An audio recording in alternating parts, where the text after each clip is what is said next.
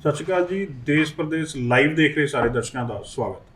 ਇਹ ਸ਼ੋਅ ਬਿਲਕੁਲ ਲਾਈਵ ਹੈ ਜੀ। ਤੁਸੀਂ ਇਹਦੇ ਵਿੱਚ ਕਾਲ ਕਰਕੇ ਆਪਣੇ ਸਵਾਲ ਜਵਾਬ ਪੁੱਛ ਸਕਦੇ ਹੋ।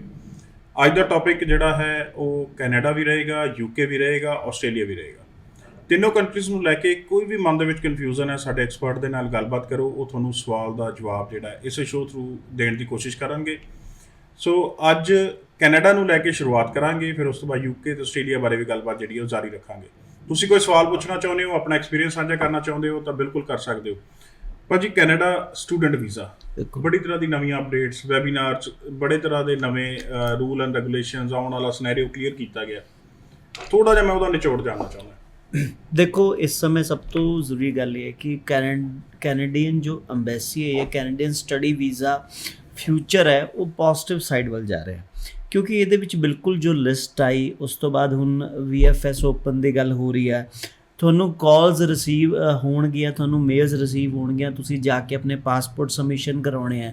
ਬਟ ਇਹਦੇ ਵਿੱਚ ਇਹ ਜ਼ਰੂਰ ਹੈ ਕਿ ਤੁਸੀਂ ਔਨਲਾਈਨ, ਅਗਰ ਤੁਹਾਨੂੰ ਹਾਲੇ ਪਾਸਪੋਰਟ ਸਬਮਿਸ਼ਨ ਦੀ ਜਾਂ ਟਰੈਵਲ ਦੀ ਇਜਾਜ਼ਤ ਨਹੀਂ ਮਿਲੀ ਤਾਂ ਤੁਸੀਂ ਫਿਲਹਾਲ ਆਪਣੀ ਔਨਲਾਈਨ ਕਲਾਸਿਸ ਨੂੰ ਨਹੀਂ ਬ੍ਰੇਕ ਕਰ ਦੇਣਾ ਜਾਂ ਕਲਾਸਿਸ ਜ਼ਰੂਰ ਲਾਉਣੀ ਹੈ, ਕਿਉਂਕਿ ਅਗਰ ਤੁਸੀਂ ਕਲਾਸਿਸ ਨਹੀਂ ਲਾਓਗੇ ਤਾਂ ਹੋ ਸਕਦਾ ਹੈ ਕਿ AIP ਜੋ ਹੈ ਉਹਨੂੰ ਉਹ ਰੀਵੋਕ ਕਰ ਲੈਣ, ਉਹਨੂੰ ਉਹ ਨਾ ਅਪਰੂਵ ਕਰਨ। ਸੈਕਿੰਡ ਚੀਜ਼ ਜੋ ਮੇਨ ਮੁੱਦਾ ਨਿਕਲ ਕੇ ਸਾਹਮਣੇ ਆਇਆ ਕਿ ਹੁਣ ਉਹੀ ਗੱਲ ਆ ਗਈ ਕਿ ਤੁਹਾਨੂੰ ਅੱਛੀ ਕਾਲਜ ਔਰ ਯੂਨੀਵਰਸਿਟੀਜ਼ ਦੇ ਵਿੱਚ ਜਿਸ ਬੱਚਿਆਂ ਨੇ ਅਪਲਾਈ ਕੀਤਾ ਸੀ, ਚਾਹੇ ਉਹ ਜਿਨ੍ਹਾਂ ਦਾ ਗੌਰਮੈਂਟ ਸੀਗੇ ਜਾਂ ਉਹ private C with SDS rules, with work permits, ਉਹਨਾਂ ਦਾ ਹੀ ਨਾਂ ਜੋ ਹੈ ਉਸ ਲਿਸਟ ਵਿੱਚ ਹੈ। ਤਾਂ ਇਹ ਬੈਨੀਫਿਟ ਜੋ ਹੈ ਉਹ ਸਟੂਡੈਂਟ ਨੂੰ ਉਹ ਮਿਲੇਗਾ। ਬਿਲਕੁਲ। ਕਾਲਸ ਲੈਣੇ ਆ ਜੀ। ਹੈਲੋ ਸਤਿ ਸ਼੍ਰੀ ਅਕਾਲ ਜੀ। ਜੀ ਸਰ, ਕੀ ਪੁੱਛਣਾ ਚਾਹੁੰਦੇ ਹੋ ਜੀ? ਭਾਜੀ, ਟੀਵੀ ਤੇ ਲਾਈਵ ਚੱਲ ਰਿਹਾ ਜੀ, ਤੁਸੀਂ ਉਹ ਦੇਖ ਕੇ ਨੰਬਰ ਤੇ ਕਾਲ ਕੀਤੀ ਹੋਣੀ ਹੈ ਜੀ। ਹਾਂਜੀ ਹਾਂਜੀ ਹਾਂਜੀ ਭਾਜੀ।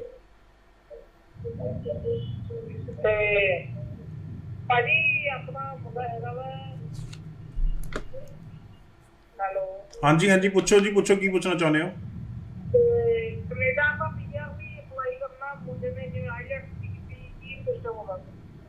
ਆਇਲਸ ਕੀਤੀ ਹੋਈ ਹੈ ਜੀ? ਵਿਦਆਊਟ ਆਇਲਸ ਕੈਨੇਡਾ ਭਾਜੀ ਨਹੀਂ ਹੁੰਦਾ, ਬਾਕੀ ਗੌਰਵ ਜੀ ਦੱਸਣਗੇ। ਨਹੀਂ ਬਿਲਕੁਲ, ਵਿਦਆਊਟ ਆਇਲਸ ਕੈਨੇਡਾ PR ਔਰ ਸਿਰਫ ਆਇਲਸ ਕੀਤੀ ਵੀ ਨਹੀਂ ਤੇ ਕਿ ਭਾਜੀ ਕਹਿੰਦੇ ਕਰਨੀ ਵੀ ਨਹੀਂ। ਫਿਰ ਉਹਦੇ ਲਈ ਇਹ ਕੋਈ ਸਪੈਸ਼ਲ ਕਦੇ ਪ੍ਰੋਗਰਾਮ ਲਾਂਚ ਹੋਏਗਾ ਤਾਂ ਜ਼ਰੂਰ ਦੱਸਾਂਗੇ। ਬਟ ਵਿਦਆਊਟ ਇੰਗਲਿਸ਼ ਤੁਸੀਂ ਇਹ ਕਿਉਂ ਸੋਚਦੇ ਹੋ ਕਿ ਤੁਸੀਂ ਕਿਸੇ ਵੀ ਕੰਟਰੀ ਜਾ ਕੇ ਭਵਿੱਖ ਬਣਾ ਲਓਗੇ? ਔਰ ਇਹ ਜ਼ਰੂਰ ਸਮਝ ਆਉਂਦਾ ਹੈ ਕਿ ਤੁਸੀਂ ਆਇਲਸ ਕੀਤੀ, ਤੁਸੀਂ ਉਹਨੂੰ ਇੰਪਰੂਵ ਨਹੀਂ ਕਰ ਪਾਏ, ਜਾਂ ਜੋ ਤੁਹਾਡੇ ਡਰੀਮ ਬੈਂਡਸ ਹੈ ਜਾਂ ਮੈਜੀਕਲ ਨੰਬਰਸ ਹੈ ਉਹ ਨਹੀਂ ਅਚੀਵ ਕਰ ਪਾਏ। ਬਟ ਇਹ ਨਹੀਂ ਹੈ ਕਿ ਤੁਸੀਂ ਹੁਣ ਉੱਥੇ ਜਾ ਕੇ ਵੀ ਇਹ ਨਹੀਂ ਕਹਿ ਸਕਦੇ ਕਿ ਮੈਂ ਤਾਂ ਬੋਲਣੀ ਨਹੀਂ ਜੀ ਇੰਗਲਿਸ਼, ਮੇਰੇ ਨਾਲ ਤਾਂ ਪੰਜਾਬੀ ਨਾਲ ਹੀ ਗੱਲ ਕਰੋ। ਤਾਂ ਇਹ ਨਹੀਂ ਹੋ ਸਕਦਾ। ਜਿਹੜੀ ਜਗ੍ਹਾ ਜਾ ਰਹੇ ਹੋ ਉਹਦੇ ਜਿਵੇਂ ਭਾਜੀ ਨੇ ਕਾਲ ਕੀਤਾ, ਇਹ ਕੋਈ ਨਾ ਕੋਈ ਐਡ ਦੇਖ ਕੇ ਸ਼ਾਇਦ ਭਰਮਾਏ ਜਾਂਦੇ ਆ ਵੀ ਵਰਕ ਪਰਮਿਟ ਦੀ ਐਡ ਆ ਗਈ, ਪੈਕਰਸ ਦੀ ਐਡ ਆ ਗਈ, ਵੀ ਵਿਦਆਊਟ ਆਇਲਸ ਲੋੜ ਨਹੀਂ ਹੈ ਜੀ, ਅਪਲਾਈ ਕਰ ਲਓ। ਉਹ ਸ਼ਾਇਦ ਉੱਥੋਂ ਲੱਗਦਾ ਵੀ ਸ਼ਾਇਦ ਆਪਸ਼ਨਸ ਹੈਗੀਆਂ ਨੇ।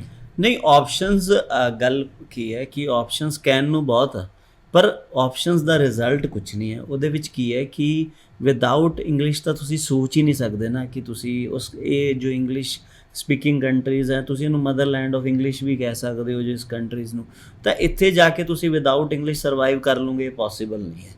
ਦੂਜੀ ਚੀਜ਼, ਤੁਹਾਨੂੰ ਇਸ ਤਰ੍ਹਾਂ ਦੀ ਐਡਵਰਟਾਈਜ਼ਮੈਂਟ, ਚਾਹੇ ਉਹ ਤੁਸੀਂ ਸੋਸ਼ਲ ਮੀਡੀਆ 'ਤੇ ਦੇਖਦੇ ਹੋ, ਕਿੱਥੇ ਵੀ ਦੇਖਦੇ ਹੋ, ਉਸ ਦੇ ਵਿੱਚ ਬਹੁਤ ਸੋਚ ਸਮਝ ਕੇ ਗੱਲ ਪੁੱਛਣੀ ਚਾਹੀਦੀ ਹੈ। ਕਿਉਂਕਿ ਮੈਂ ਬਹੁਤ ਵਾਰ ਦੇਖਿਆ ਕਿ ਔਰ ਕਈ ਜਗ੍ਹਾ ਇਹ ਵੀ ਦੇਖਿਆ ਕਿ ਸਿੰਗਾਪੁਰ ਦੀ ਵੀ PR ਦਵਾ ਰਹੇ ਸੀ ਲੋਕਾਂ ਨੂੰ। ਤਾਂ ਇਸ ਤਰ੍ਹਾਂ ਦੀ ਚੀਜ਼ਾਂ ਬਹੁਤ ਵਾਪਰੀਆਂ, ਪਰ ਐਸਾ ਹੁੰਦਾ ਨਹੀਂ ਹੈ। ਹਮੇਸ਼ਾ ਜੋ ਇੱਕ ਚੀਜ਼ ਪੈਟਰਨ ਸਭ ਲੋਕ ਬੋਲ ਰਹੇ ਉਹੀ ਫੋਲੋ ਹੁੰਦਾ। ਸੋ ਭਾਜੀ, ਮੈਂ ਇੱਕ ਗੱਲ ਕਰਨਾ ਚਾਹੁੰਦਾ, ਜਿਹੜਾ ਵੀ ਸਵਾਲ ਕਰੇ ਥੋੜ੍ਹਾ ਜਿਹਾ ਰੇਂਜ 'ਚ ਰਹਿ ਕੇ ਤੇ ਟੀਵੀ ਦੀ ਆਵਾਜ਼ ਹੌਲੀ ਕਰ ਲਿਓ, ਕਿਉਂਕਿ ਆਪਣੀ ਆਵਾਜ਼ ਕਈ ਵਾਰੀ ਟੀਵੀ ਦੇ ਸੁਣਨ ਦੇ ਚੱਕਰ ਦੇ ਵਿੱਚ ਅਸੀਂ ਸਵਾਲ ਜਿਹੜਾ ਪ੍ਰੋਪਰ ਨਹੀਂ ਕਰ ਪਾਉਂਦੇ। ਭਾਜੀ, ਇੱਕ ਗੱਲ ਹੋਈ ਸੀ DLI ਲਿਸਟ ਨੂੰ ਲੈ ਕੇ, ਜਿਹੜੀ ਲਿਸਟ ਆ ਗਈ ਹੈ ਕੈਨੇਡਾ ਦੀ। ਬਿਲਕੁਲ। ਕੀ ਉਹਨਾਂ ਹੀ ਲਿਸਟ 'ਤੇ ਸੀਮਿਤ ਰਹੇਗਾ ਕੈਨੇਡਾ, ਜਾਂ ਨਵੀਆਂ ਲਿਸਟ ਜਿਹੜੀਆਂ ਉਹ ਅਪਡੇਟ ਹੁੰਦੀਆਂ? ਨਹੀਂ, ਅਪਡੇਟ 100% ਸਾਰੇ DLI ਜਿੰਨੇ ਵੀ ਅਪਰੂਵ ਨੇ ਸਭ ਆਉਣਗੇ। ਬਟ ਫਿਲਹਾਲ ਜੋ ਹੈ ਇਹਨਾਂ ਕੋਲ ਇਨਫਰਾਸਟ੍ਰਕਚਰ, ਰੈਡਨੈਸ ਪਲਾਨ ਹੈ, ਉਸ ਦੇ ਅਕੋਰਡਿੰਗ ਦੇ ਆਰ ਰੈਡੀ। ਉਹਨਾਂ ਨੇ ਜਿੰਨੀ ਲਿਸਟ ਹੈ ਉਹਨੂੰ ਫੋਲੋ ਕੀਤਾ। ਸੈਕਿੰਡ ਸਭ ਤੋਂ ਵੱਡੀ ਚੀਜ਼ ਜੋ ਹੈ ਉਹ ਗੱਲ ਇੱਥੇ ਹੈ ਕਿ ਹੁਣ ਜੋ ਬੱਚੇ ਇਹਨਾਂ ਕਾਲਜਸ ਵਿੱਚ ਆਨਲਾਈਨ ਪੜ੍ਹ ਰਹੇ ਨੇ ਜਾਂ ਜਿਨ੍ਹਾਂ ਨੂੰ AIPs ਆਇਆ, ਸਭ ਨੂੰ ਹੁਣ ਟਰੈਵਲ ਦੀ ਆਪਸ਼ਨ ਮਿਲੇਗੀ।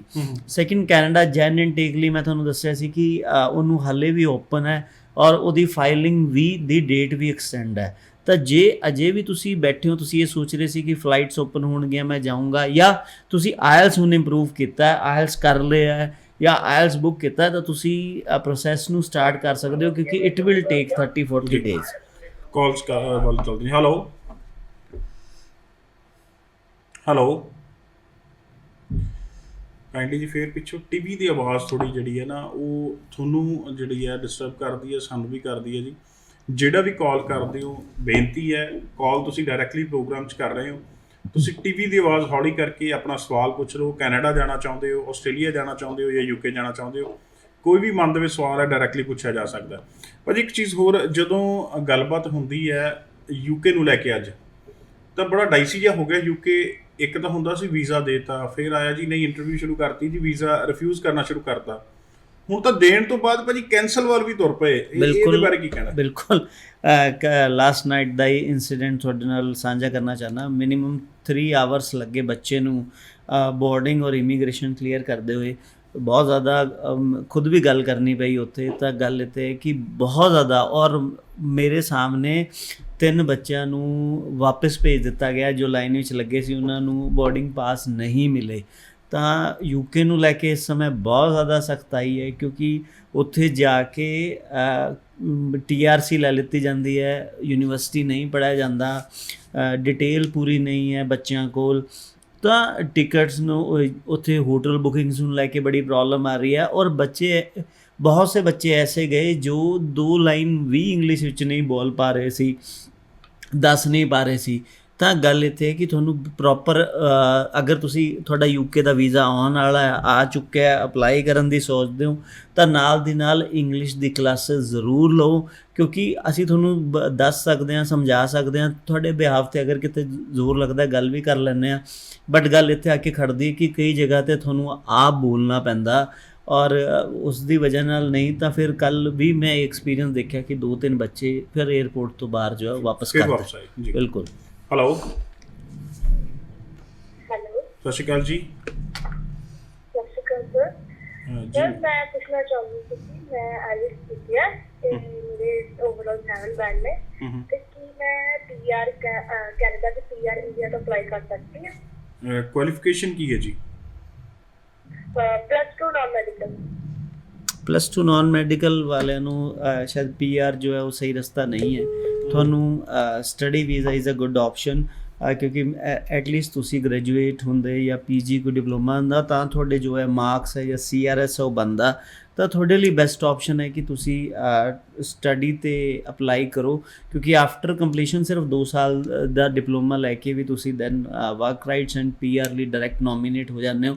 ਜੇ ਕਿਊਬਿਕ ਦੀ ਤਰਫ ਚਲੇ ਜਾਓਗੇ ਤਾਂ only completion of your study ਤੋਂ ਬਾਅਦ ਵੀ ਤੁਹਾਨੂੰ ਜੋ ਹੈ PR ਨੋਮੀਨੇਸ਼ਨ ਮਿਲ ਜਾਂਦੀ ਹੈ ਜੀ। ਸੋ PR ਨਹੀਂ ਜੀ, ਬਟ ਭਾਈ ਦਾ ਕਹਿਣਾ ਵੀ ਸਟੂਡੈਂਟ ਵੀਜ਼ਾ ਦੇ ਥਰੂ ਇੱਕ ਸਟੈਪ ਬਾਈ ਸਟੈਪ ਜਿਹੜਾ ਹੈ ਉਹ ਕਲੀਅਰ ਕਰਨਾ ਚਾਹੀਦਾ। ਬਿਲਕੁਲ।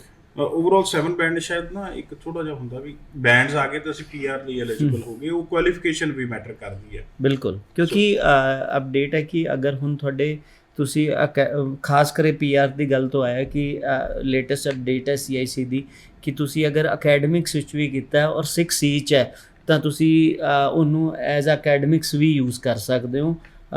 ਜੋ IELTS ਹੈ ਉਹਨੂੰ ਐਕਸੈਪਟ ਹੋਏਗੀ। ਉਸ ਤੋਂ ਬਾਅਦ ਤੁਸੀਂ PT, TOEFL ਜੋ ਵੀ ਟੈਸਟਸ ਨੇ ਉਹ ਵੀ ਸਾਰੇ ਐਕਸੈਪਟ ਹੋਣਗੇ ਫॉर SDS। ਹੈਲੋ ਹੈਲੋ, ਸਤਿ ਸ਼੍ਰੀ ਅਕਾਲ ਜੀ। ਸਤਿ ਸ਼੍ਰੀ ਅਕਾਲ ਸਰ। ਮੇਰੀ ਡੇਟ ਤੋਂ ਡੇਟ ਲਾਈਟ ਚੱਲ ਰਹੀ ਹੈ। ਜੀ ਜੀ ਮੈਮ, ਕੀ ਪੁੱਛਣਾ ਚਾਹੁੰਦੇ ਹੋ? ਸਰ ਮੈਂ ਸ਼ੂਟਿੰਗ ਬੋਲ ਰਹੀ ਹਾਂ। ਮੈਂ +2 ਪਾਸ ਕੀਤੀ ਸੀ 2019 ਵਿੱਚ। ਜੀ ਮੈਮ। ਸਰ ਮੈਡੀਕਲ ਸਟਰੀਮ ਤੋਂ ਪਾਸ ਕੀਤੀ ਹੈ। ਮੈਂ IELTS ਵੀ ਕਰਦੀ ਹੋਈ ਹੈ, ਮੇਰੇ 6 ਬੈਂਡ ਆਏ ਆ ਓਵਰਆਲ। ਸਰ ਮੈਂ ਕੈਨੇਡਾ ਦਾ ਜਨਰਲ ਇਨਟੇਕ ਬਾਰੇ ਪੁੱਛਣਾ ਚਾਹੁੰਦੀ ਹਾਂ ਕਿ ਮੈਨੂੰ ਕਿਹੜਾ ਕੋਰਸ ਤੇ ਕਿਹੜਾ ਕਾਲਜ ਮਿਲ ਸਕਦਾ ਹੈ? ਮੈਮ ਓਵਰਆਲ 6 ਹੈ ਜਾਂ ਇੱਕ ਦੇ ਚੋਂ 5.5 ਵੀ ਹੈ ਜੀ ਕੋਈ? ਸਰ ਮੇਰੇ ਲਿਸਨਿੰਗ 'ਚ 5.5 ਹੈ। ਔਰ ਸਟਰੀਮ ਕੀ ਹੈ? ਸਟਰੀਮ ਮੈਡੀਕਲ ਹੈ ਜੀ। ਮੈਡੀਕਲ, ਬਿਲਕੁਲ। ਮੈਡੀਕਲ ਨੂੰ ਲੈ ਕੇ 3 ਆਪਸ਼ਨ ਤੁਹਾਨੂੰ ਨਿਕਲਦੀਆਂ।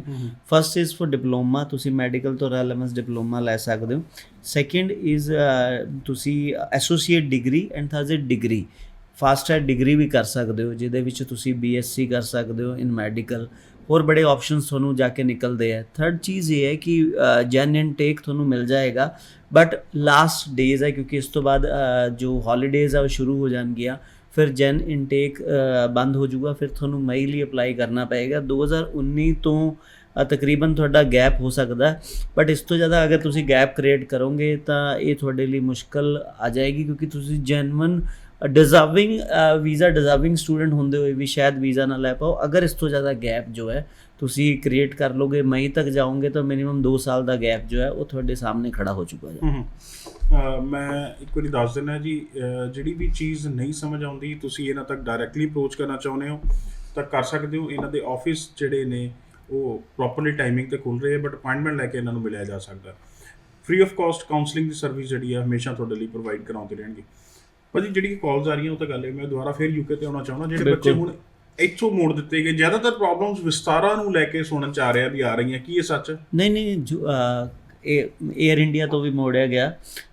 ਐਸਾ ਨਹੀਂ ਹੈ ਕਿ ਵਿਸਤਾਰਾ ਯਾਰ, ਐਕਚੁਅਲੀ ਕੀ ਹੈ ਕਿ ਉੱਥੇ ਉਹਨਾਂ ਦਾ ਆਫੀਸਰ ਔਨ ਡਿਊਟੀ ਹੈਗਾ ਹਾਈ ਕਮਿਸ਼ਨ ਦੇ ਤਰਫੋਂ, ਤਾਂ ਜਦੋਂ ਇੰਚਾਰਜ ਆ ਕੇ ਪੁੱਛਦਾ ਉਹਨੂੰ, ਇਹ ਕੋਈ ਵੀ ਕਿਊ ਦੇ ਵਿੱਚ ਲੱਗਿਆ ਹੋਇਆ ਬੱਚਾ ਲੱਗਦਾ ਕਿ ਇਹ ਬੱਚੇ ਮੈਨੂੰ ਕੈਪੇਬਲ ਨਹੀਂ ਲੱਗ ਰਿਹਾ, ਤਾਂ ਉਹਨੂੰ ਰੈਂਡਮਲੀ ਕੱਢ ਕੇ ਕੁਐਸਚਨ ਪੁੱਛਦੇ ਆ, ਤਾਂ ਫਿਰ ਪ੍ਰੋਬਲਮ ਆਉਂਦੀ ਹੈ। ਔਰ ਉਹਦੇ ਵਿੱਚ ਏਅਰ ਇੰਡੀਆ ਤੋਂ ਵੀ ਇਹ ਪ੍ਰੋਬਲਮ ਆਈ, ਵਿਸਤਾਰਾ ਤੋਂ ਤਾਂ ਆ ਹੀ ਰਹੀ ਹੈ। ਤਾਂ ਬਹੁਤ ਸਾਰੀ ਏਅਰਲਾਈਨਸ ਹੈ ਜੋ, ਕਿਉਂਕਿ ਲਿਮਿਟਿਡ ਹੈ ਨਾ। ਆ ਕਿਹਨੂੰ ਰਹੀਆਂ ਪ੍ਰੋਬਲਮ? ਕਿਹੜੀ ਪ੍ਰੋਫਾਈਲਸ ਨੇ, ਕੌਣ ਬੱਚੇ ਨੇ, ਕਿ ਰੈਂਡਮਲੀ ਪ੍ਰੋਬਲਮ ਆ ਜਾਂਦੀ ਹੈ? ਨਹੀਂ, ਪ੍ਰੋਬਲਮ ਇਹ ਹੈ ਕਿ ਜੋ ਬੱਚਿਆਂ ਦਾ ਐਕਚੁਅਲੀ ਦੇਖਣ 'ਤੇ ਜਾਂ ਉਹਨਾਂ ਦੀ ਤੁਸੀਂ ਇਹ ਕਹਿ ਸਕਦੇ ਹੋ ਕਿ ਲੁਕਸ ਵਾਈਜ਼ ਜਾਂ ਕੁਛ ਉਹਨਾਂ ਦੀ ਪਰਸਨੈਲਿਟੀ ਵਾਈਜ਼। ਵੀਜ਼ੇ 'ਚ ਇਹ ਚੀਜ਼ਾਂ ਮੈਂਸ਼ਨ ਨਹੀਂ ਹੁੰਦੀਆਂ। ਇੱਕ ਬੱਚੇ ਨੇ ਵੀਜ਼ਾ ਅਪਲਾਈ ਕੀਤਾ, ਬਿਲਕੁਲ, ਐਮਬੈਸੀ ਨੇ ਉਹਦੇ ਫੰਡਸ ਦੇਖੇ, ਉਹਦੇ ਪੁਆਇੰਟਸ ਦੇਖੇ, ਜਿਹੜੇ ਹਿਸਾਬ ਨਾਲ ਵੀਜ਼ਾ ਮਿਲਣਾ ਉਹਨੂੰ ਵੀਜ਼ਾ ਦੇਤਾ, ਬਿਲਕੁਲ। ਫਿਰ ਇਹ ਵੀ ਦੇਖਣਾ ਜੀ ਉਹਨੇ ਕੱਪੜੇ ਪਾਏ ਆ ਕਿ ਨਹੀਂ, ਠੀਕ ਹੈ ਜੀ, ਉਹਦਾ ਲੁਕਸ ਕਿੱਦਾਂ, ਇਹ ਨਹੀਂ, ਸਮਝ ਉਹਦੇ 'ਚ ਪ੍ਰੋਬਲਮ ਇਹ ਹੈ ਨਾ ਕਿ ਉਹਨਾਂ ਨੂੰ ਇਹ ਦਿਖਦਾ। ਹੁਣ 2 ਬੱਚੇ ਜਿਹੜੇ ਕੱਲ੍ਹ ਭੇਜੇ, ਸ਼ੋ ਮਨੀ ਦਾ ਚੱਕਰ ਸੀ। ਗੱਲ ਇਹ ਹੈ ਕਿ 15 ਦਿਨ ਦੀ ਬੁਕਿੰਗ ਸੀ, ਸਿਰਫ ਬੁਕਿੰਗ ਸੀ, ਠੀਕ ਹੈ। ਪਲਾਨ ਮੈਂਸ਼ਨ ਹੁੰਦਾ ਕਿ ਨੋ ਬ੍ਰੇਕਫਾਸਟ, ਨੋ ਡਿਨਰ, ਨੋ ਲੰਚ, ਤੁਸੀਂ ਉੱਥੇ ਸਭ ਬਾਏ ਕਰਨਾ ਸੀ। ਉਸ ਤੋਂ ਬਾਅਦ ਉਹਨਾਂ ਨੂੰ ਦੇ ਓਨਲੀ ਹੈਵ ਆ 500 GBP ਲੈ ਕੇ ਜਾ ਰਹੇ ਸੀ, ਤਾਂ ਹੁਣ ਇਕੱਲੇ 500 GBP ਉਹ ਕਿਵੇਂ ਸਰਵਾਈਵ ਕਰਨਗੇ? ਹਾਲਾਂਕਿ ਉਹ ਬਹੁਤ ਜਾਂ ਕੋਈ ਸੋਰਸ ਹੋਵੇ ਵੀ ਉੱਥੇ ਮੇਰੇ ਕੋਈ ਹੈਗਾ ਜੀ, ਨਹੀਂ, ਉਹਨਾਂ ਨੇ ਇਹ ਵੀ ਪੁੱਛਿਆ ਕਿ ਤੁਸੀਂ ਜੋ ਫੰਡਸ ਦਿਖਾਇਆ ਉਹਦਾ ਉਸ ਅਕਾਊਂਟ ਦਾ ਕਾਰਡ ਹੋਏਗਾ, ਕੁਝ ਹੈਗਾ, ਉਹ ਕੁਝ ਵੀ ਨਹੀਂ ਸੀ। ਮੈਨੂੰ ਲੱਗਦਾ ਫੰਡਸ ਵੀ ਅਰੇਂਜ ਸੀ ਤਾਂ ਉਹਨਾਂ ਅੱਛਾ, ਇਹ ਮੰਨਦੇ ਵੀ ਆ ਜਿਹੜਾ ਪੈਕੇਜ ਸਿਸਟਮ ਹੈ ਉਹ ਵੀ ਇਹਦੇ ਵਿੱਚ ਜ਼ਿਆਦਾ ਘਿਰ ਰਹੇ ਨੇ, ਜਿਹੜੇ ਸਾਰੇ ਪੈਸੇ ਵੀਜ਼ੇ ਤੋਂ ਬਾਅਦ ਵਾਲੇ ਪਾਸੇ ਨੂੰ ਤੁਰਦੇ? ਨਹੀਂ, ਉਹ ਐਸੀ ਕੋਈ ਪ੍ਰੋਬਲਮ ਨਹੀਂ ਹੈ। ਪੈਕੇਜ ਹੋਵੇ, ਨੌਨ ਪੈਕੇਜ ਹੋਵੇ, ਐਕਚੁਅਲੀ ਕੀ ਹੈ ਹੁਣ show money package non package ਨੂੰ ਨਹੀਂ ਦੇਖਦੀ। ਮੇਰਾ ਜੋ ਬੱਚਾ ਰਾਤ ਗਿਆ ਉਹ ਪੈਕੇਜ ਵਿੱਚ ਸੀ, ਹੁਣ ਮੈਂ ਪੈਕੇਜ ਕੀਤਾ ਹੋਇਆ ਸੀ ਉਹਦੇ ਨਾਲ, ਉਹਦਾ ਵੀਜ਼ਾ ਆਇਆ, ਫਲਾਈ ਕੀਤਾ। ਤਾਂ ਐਸਾ ਕੋਈ ਚੱਕਰ ਨਹੀਂ ਹੈ ਕਿ ਪੈਕੇਜ ਵਾਲੇ ਨੂੰ ਉੱਥੇ ਲਿਖਿਆ ਨਹੀਂ ਹੈ ਕਿ ਇਹ ਪੈਕੇਜ ਵਾਲਾ ਹੈ ਜਾਂ ਬਿਨਾਂ ਪੈਕੇਜ ਵਾਲਾ। ਤਾਂ ਅਗਰ ਤੁਸੀਂ ਪੈਸੇ ਨਹੀਂ ਲੈ ਕੇ ਉਡੋਗੇ, ਤੁਹਾਡੇ ਕੋਲ ਸ਼ੋ ਮਨੀ ਪ੍ਰੋਪਰ ਨਹੀਂ ਹੈ, ਤੁਹਾਡੀ ਬੁਕਿੰਗਸ ਪ੍ਰੋਪਰ ਨਹੀਂ ਹੈ, ਤਾਂ ਫਿਰ ਤੁਹਾਨੂੰ ਨੁਕਸਾਨ ਹੋ ਜਾਏਗਾ। ਸੋ ਬੱਚੇ ਜਿਨ੍ਹਾਂ ਦੇ ਵੀਜ਼ਾ ਕਹਿ ਲਓ ਵੀ ਲੱਗੇ ਸੀਗੇ, ਉਸ ਤੋਂ ਬਾਅਦ ਪ੍ਰੋਬਲਮਸ ਆਈਆਂ, ਉਹਨਾਂ ਦੇ ਵਿੱਚ ਗੌਰਵ ਜੀ ਨੇ ਜਿਹੜੀ ਗੱਲਬਾਤ ਕੀਤੀ ਉਹ ਹੈ ਜਿਹੜੇ ਬੱਚੇ ਕੌਨਫੀਡੈਂਸ ਨਹੀਂ ਦਿਖਾ ਪਾਏ ਜਾਂ ਅਵੇਅਰ ਨਹੀਂ ਸੀਗੇ। ਅੱਛਾ ਭਾਜੀ, ਇਹਦੇ 'ਚ ਰੋਲ ਏਜੰਟ ਦਾ ਕਿੰਨਾ ਕੁ ਦੇਖਦੇ ਹੋ? ਉਹਦੇ ਵਿੱਚ ਇਹ ਕਿ ਜਿਵੇਂ ਹੁਣ ਮੇਰਾ ਕੁਛ ਟਾਈਮ ਪਹਿਲੇ ਸਿਰਫ ਇੱਕ ਬੱਚਾ ਵਾਪਸ ਭੇਜਿਆ ਉੱਥੋਂ, ਤਾਂ ਉਸ ਤੋਂ ਬਾਅਦ ਮੈਂ ਅਲਰਟ ਹੋਇਆ। ਮੈਂ ਆਪਣੇ ਬੱਚਿਆਂ ਨੂੰ ਪ੍ਰੋਪਰ ਖੁਦ, ਹੁਣ ਫਲਾਈਟਸ ਹੁੰਦੀ ਹੈ ਤਾਂ ਆਪ ਪੂਰਾ ਧਿਆਨ ਰੱਖੀਦਾ। ਤਾਂ ਇਹਦੀ ਸਾਡਾ ਰੋਲ ਬਹੁਤ ਜ਼ਿਆਦਾ ਹੈ, ਕਿਉਂਕਿ ਕੀ ਡਾਕੂਮੈਂਟਸ ਲੈ ਕੇ ਜਾ ਰਿਹਾ, ਕਿੰਨੀ ਸ਼ੋ ਮਨੀ ਲੈ ਕੇ ਜਾ ਰਿਹਾ, ਕਿੱਥੇ ਉਹਨੂੰ ਪ੍ਰੋਬਲਮ ਆਏਗੀ, ਉਹਦੇ ਨਾਲ ਪ੍ਰੋਪਰ ਟੱਚ ਵਿੱਚ ਰਹੀਦਾ, ਪ੍ਰੋਪਰ ਗੱਲ ਕਰੀਦੀ ਆ, ਕਿਹੜੀ ਏਅਰਲਾਈਨਸ ਤੋਂ ਜਾਏਗਾ, ਕਦੋਂ ਬੋਰਡਿੰਗ ਕਰ ਰਿਹਾ, ਕਿੱਥੇ ਪ੍ਰੋਬਲਮ ਆ ਰਹੀ ਹੈ। ਫਿਰ ਟਰੈਵਲ ਵਿੱਚ ਉਹਨੂੰ ਹਰ ਡਾਕੂਮੈਂਟ ਲਾਈਨ ਵਾਈਜ਼ ਬਣਾ ਕੇ ਦਿੱਤਾ ਕਿ ਅਗਰ ਤੈਨੂੰ ਇਹ ਪੁੱਛਣ ਤਾਂ ਇਹ ਵਾਲਾ ਡਾਕੂਮੈਂਟ ਹੈ। ਤਾਂ ਰੋਲ ਕਿਤੇ ਨਾ ਕਿਤੇ ਆ ਜਾਂਦਾ ਹੈ, ਕਿਉਂਕਿ ਬਹੁਤ ਸਾਰੀ ਚੀਜ਼ਾਂ ਜੋ ਸਾਨੂੰ ਪਤਾ ਹੈ ਕਿੱਦਾਂ ਜਵਾਬ ਦੇਣੀ ਹੈ। ਸ਼ਾਇਦ ਫਸਟ ਟਾਈਮ ਜੋ ਬੱਚਾ ਟਰੈਵਲ ਕਰ ਰਿਹਾ, ਸ਼ਾਇਦ ਉਹ ਬੱਚਾ ਲੁਧਿਆਣੇ ਤੋਂ ਬੰਬੇ ਵੀ ਨਹੀਂ ਗਿਆ ਹੋਏਗਾ, ਦਿੱਲੀ ਵੀ ਨਹੀਂ ਗਿਆ ਹੋਊਗਾ, ਤਾਂ ਉਹਨੂੰ ਇਹ ਪ੍ਰੋਬਲਮ ਆਉਂਦੀ ਹੈ, ਕਿਉਂਕਿ ਉੱਥੇ ਜਾ ਕੇ ਨਾ ਮਾਹੌਲ ਹੀ ਚੇਂਜ ਹੋ ਜਾਂਦਾ, ਦੁਨੀਆ ਹੀ ਹੋਰ ਹੋ ਜਾਂਦੀ ਹੈ, ਤਾਂ ਬੱਚਾ ਪ੍ਰੈਸ਼ਰ ਵਿੱਚ ਵੀ ਆ ਜਾਂਦਾ। ਭਾਜੀ ਹੁਣ ਬੱਚਿਆਂ ਨੂੰ ਇਹ ਪ੍ਰੋਬਲਮਸ ਨਾ ਆਉਣ ਜਿਹੜੇ UK ਜਾਣਾ ਚਾਹੁੰਦੇ ਨੇ, ਕੀ ਗਾਈਡ ਕਰਨਾ ਚਾਹੁੰਦੇ? ਦੇਖੋ, ਉਹਦੇ ਲਈ ਪ੍ਰੋਪਰ ਗਾਈਡੈਂਸ ਇਹ ਹੈ ਕਿ ਤੁਹਾਨੂੰ ਪਤਾ ਹੋਣਾ ਚਾਹੀਦਾ ਹੈ ਤੁਹਾਡੀ ਫੀਸ ਕਿੰਨੀ ਪੇ ਹੋਈ, ਤੁਹਾਨੂੰ ਪਤਾ ਹੋਣਾ ਚਾਹੀਦਾ ਕਿੱਥੇ ਰਹਿ ਰਹੇ ਹੋ, ਲੈਣ ਕੌਣ ਆਊਗਾ, ਤੁਹਾਡੇ ਫੰਡਸ ਜੋ ਹੈਗੇ ਹੈ ਉਹ ਅਗਰ ਤੁਹਾਡੇ ਕੋਲ ਹੈ ਉਹਦਾ ਕਾਰਡ, ਕਿਉਂਕਿ ਬੜੀ ਸਾਰੀ ਪ੍ਰੋਬਲਮ ਹੁਣ 4-5 ਕੇਸਿਸ ਐਸੇ ਆਏ, ਵੀਜ਼ਾ ਆ ਗਿਆ ਉਸ ਤੋਂ ਬਾਅਦ ਵਿੱਚ ਕਿਉਂਕਿ ਵੀਜ਼ਾ ਲੇਟ ਆਇਆ, ਕੈਸ਼ ਐਕਸਪਾਇਰ ਹੋ ਗਈ, ਕੈਸ਼ ਲਈ ਯੂਨੀਵਰਸਿਟੀ ਨੇ ਫੰਡਸ ਦੁਬਾਰਾ ਮੰਗ ਲਏ, ਤਾਂ ਫੰਡਸ ਸੀਗੇ ਨਹੀਂ, ਹੁਣ ਕੈਸ਼ ਨਹੀਂ ਇਸ਼ੂ ਹੋ ਰਿਹਾ, ਤਾਂ ਐਸੇ ਲਾਈਵ ਤੋਂ 4-5 ਕਾਲਸ ਆਈਆਂ ਸੀ, ਫਿਰ ਡਾਕੂਮੈਂਟਸ ਮੰਗਾਏ, ਯੂਨੀਵਰਸਿਟੀ ਨੇ ਗਾਈਡ, ਯੂਨੀਵਰਸਿਟੀ ਉਹੀ ਅਕਾਊਂਟ ਨੰਬਰ ਮੰਗ ਰਹੀ ਹੈ, ਉਹੀ ਫੰਡਸ ਵਾਪਸ ਮੰਗ ਰਹੀ ਹੈ ਹੀ ਨਹੀਂ ਬੱਚਿਆਂ ਕੋਲ, ਤਾਂ ਬੜੀ ਸਾਰੀ ਐਸੀ ਪ੍ਰੋਬਲਮ ਆਉਂਦੀ ਹੈ ਜੋ ਬੱਚਿਆਂ ਨੂੰ ਨਹੀਂ ਪਤਾ। ਸੋ ਪ੍ਰੋਬਲਮਸ ਬੇਸਿਕਲੀ ਅਵੇਅਰ ਨਹੀਂ ਨੇ ਬੱਚੇ, ਮੇਰੇ ਕੋਲ ਤਾਂ ਹੀ ਪਤਾ ਨਹੀਂ ਲੱਗ ਰਹੀਆਂ ਹਾਲੇ। ਬਿਲਕੁਲ। ਸੋ ਯੂਕੇ ਨੂੰ ਲੈ ਕੇ ਪ੍ਰੋਬਲਮਸ ਕਾਫੀ ਆ ਰਹੀਆਂ, ਬਟ ਗੌਰਵ ਜੀ ਦਾ ਮੰਨਣਾ ਵੀ ਸਭ ਨੂੰ ਨਹੀਂ, ਇਹ ਉਹਨਾਂ ਨੂੰ ਹੈ ਜਿਨ੍ਹਾਂ ਦਾ ਏਜੰਟ ਉਹਨਾਂ ਨੂੰ ਸਹੀ ਗਾਈਡ ਨਹੀਂ ਕਰ ਪਾ ਰਹੇ। ਬਿਲਕੁਲ, ਜਿਨ੍ਹਾਂ ਨੂੰ ਨਹੀਂ ਪਤਾ, ਹੁਣ ਗੱਲ ਇਹ ਹੈ ਕਿ ਤੁਸੀਂ ਫੰਡਸ ਦਿਖਾਤੇ, ਤੁਸੀਂ ਚਾਹੇ ਪੈਕੇਜ ਦਿਖਾਏ, ਚਾਹੇ ਤੁਸੀਂ ਅਰੇਂਜ ਕਰਾਏ, ਬਟ ਤੁਹਾਡੀ ਕੈਸ਼ ਐਕਸਪਾਇਰ ਹੋ ਗਈ, ਆਟੋਮੈਟਿਕ ਤੁਸੀਂ ਯੂਨੀਵਰਸਿਟੀ ਤੋਂ ਜਦੋਂ ਕੈਸ਼ ਦੁਬਾਰਾ ਡਿਮਾਂਡ ਕਰੋਗੇ, ਉਹਨਾਂ ਨੇ ਫੰਡਸ ਲੈਣੇ ਆ, ਔਰ ਕਈਆਂ ਦੀ ਕੈਸ਼ ਤਾਂ ਮੈਂ ਇਸ ਬੇਸ 'ਤੇ ਕੈਂਸਲ ਦੇਖੀ, ਕੈਸ਼ ਵੇਲੇ ਫੰਡਸ ਹੋਰ ਸੀ, ਬਾਅਦ ਵਿੱਚ ਫੰਡਸ ਕੋਈ ਹੋਰ ਦੇਤੇ, ਤਾਂ ਬੜੀ ਪ੍ਰੋਬਲਮ ਆਈ ਬੱਚਿਆਂ ਨੂੰ। ਹੈਲੋ, ਸਤਿ ਸ਼੍ਰੀ ਅਕਾਲ ਜੀ ਮੈਮ, ਟੀਵੀ ਦੀ ਆਵਾਜ਼ ਹੌਲੀ ਕਰ ਲਓ ਜੀ ਪਲੀਜ਼। ਹੈਲੋ, ਫੋਨ ਕੱਟ ਗਿਆ ਜੀ, ਪਲੀਜ਼। ਐਕਚੁਅਲੀ ਨਾ ਸਾਨੂੰ ਆਪਣੀ ਆਵਾਜ਼ ਸੁਣੀ ਜਾਂਦੀ ਹੈ ਜੀ ਟੀਵੀ ਦੀ, ਸੋ ਪਤਾ ਲੱਗ ਰਿਹਾ ਜੀ ਤੁਸੀਂ ਟੀਵੀ ਦੇਖ ਕੇ ਕਾਲ ਕਰ ਰਹੇ ਹੋ ਸਾਨੂੰ, ਬਟ ਆਪਣੀ ਆਵਾਜ਼ ਲਈ ਤੁਸੀਂ ਆਪਣੀ ਟੀਵੀ ਦੀ ਆਵਾਜ਼ ਹੌਲੀ ਕਰ ਲਓ ਤਾਂ ਕਿ ਉਹ ਪ੍ਰੋਪਰਲੀ ਸਾਡੇ ਤੱਕ ਪਹੁੰਚ ਪਾਵੇ। ਹੈਲੋ, ਸਤਿ ਸ਼੍ਰੀ ਅਕਾਲ ਜੀ। ਜੀ ਸਰ, ਕੀ ਪੁੱਛਣਾ ਚਾਹੁੰਦੇ ਹੋ ਜੀ? सर जी बेटे ने ना 2020 में +2 किए कॉमर्स में। ओके जी। तो आज कितने 7.5 ब्रांड है उसके। तो +2 में उसके 96% मार्क्स है। +2 कॉमर्स की है, 2020 में 7.5 बैंड है। केड़ी कंट्री जाना चाहते हैं जी? 7.5 ब्रांड है, कनाडा जाना चाहते हैं हम। कहाँ से बोल रहे हैं सर आप? फुलवाड़ा से। ओके जी, की कहना भाजी? +2 2020। सर मैं कहना कि ਅਸੀਂ ਮਿਡਲ ਕਲਾਸ ਫੈਮਿਲੀ ਦਾ ਬਿਲੋਂਗ ਕਰਦੇ ਹਾਂ ਜਿੱਦਾਂ। मिडिल क्लास फैमिली, ओके जी। ਆਪਾਂ ਨੂੰ ਤੇ ਆਪਾਂ ਬੇਟੇ ਨੂੰ ਕਰੀਏ ਇਸ ਕੋਲ ਉਹ ਕੰਟਰੀ ਭੇਜੀਏ ਤੇ ਜਿਸ ਤਰ੍ਹਾਂ ਫਿਰ ਜਲਦੀ ਆ ਜਾਣੀ ਕਿ ਸ਼ਾਰਟ ਵੀ ਮਿਲ ਜਾਏ ਸਟੱਡੀ के साथ। हाँ जी, स्टडी के साथ उसको मतलब पीआर जल्दी मिल जाए उसको। PR जल्दी मिल जाए, ओके भाजी। हम कहते हैं बैंकोवर का वो प्रार्थना काफी एक्सपेंसिव सिटी है और इतने खर्चे होते हैं कि बच्चे अफोर्ड नहीं कर सकते इतना खर्चा। ਜੀ ਮੇਰੇ ਖਿਆਲ ਤੁਸੀਂ ਕਾਫੀ ਅਵੇਅਰ ਹੈ ਜੋ ਇਸ ਚੀਜ਼ ਨੂੰ ਲੈ ਕੇ, ਸੋ ਅਸੀਂ ਐਪਰੀਸ਼ੀਏਟ ਕਰਦੇ ਹਾਂ ਇਸ ਚੀਜ਼ ਨੂੰ। ਬਿਲਕੁਲ ਜਵਾਬ ਦੇਣਗੇ ਜੀ ਗੌਰਵ ਜੀ। ਬਿਲਕੁਲ, ਪਹਿਲੀ ਗੱਲ ਤਾਂ ਕਿਉਂਕਿ ਬਹੁਤ ਅੱਛੇ ਪਰਸੈਂਟੇਜ ਹੈ, ਤੁਹਾਨੂੰ ਸਭ ਤੋਂ ਪਹਿਲਾ ਸਟੈਪ ਕੀ ਅਸੀਂ ਜੇ ਤੁਸੀਂ ਅਪਲਾਈ ਕਰਦੇ ਹੋ ਤਾਂ ਤੁਹਾਨੂੰ ਸਕਾਲਰਸ਼ਿਪ ਮਿਲੇਗੀ। ਸੈਕਿੰਡ ਚੀਜ਼ ਗੱਲ ਇਹ ਹੈ ਕਿ ਅਗਰ ਤੁਸੀਂ PR ਸਿੱਧੀ ਲੈਣ ਦੇ ਚੁੱਕੋ ਤਾਂ Quebec is a good option for you.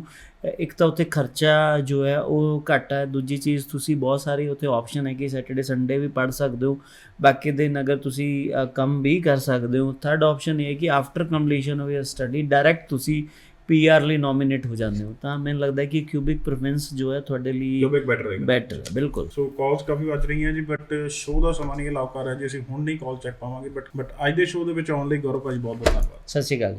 ਧੰਨਵਾਦ ਸਾਰੇ ਦਰਸ਼ਕਾਂ ਦਾ, ਖਾਸ ਕਰ ਪੈਰੈਂਟਸ ਦਾ ਜਿਹੜੇ ਇਸ ਸ਼ੋਅ ਨੂੰ ਪਸੰਦ ਕਰਦੇ ਨੇ ਤੇ ਸਵਾਲ ਕਰਦੇ ਨੇ। ਅੱਜ ਦੇ ਸ਼ੋਅ ਨੂੰ ਇੱਥੇ ਖਤਮ ਕਰਦੇ ਹਾਂ, ਦਿਓ ਇਜਾਜ਼ਤ, ਸਤਿ ਸ਼੍ਰੀ ਅਕਾਲ।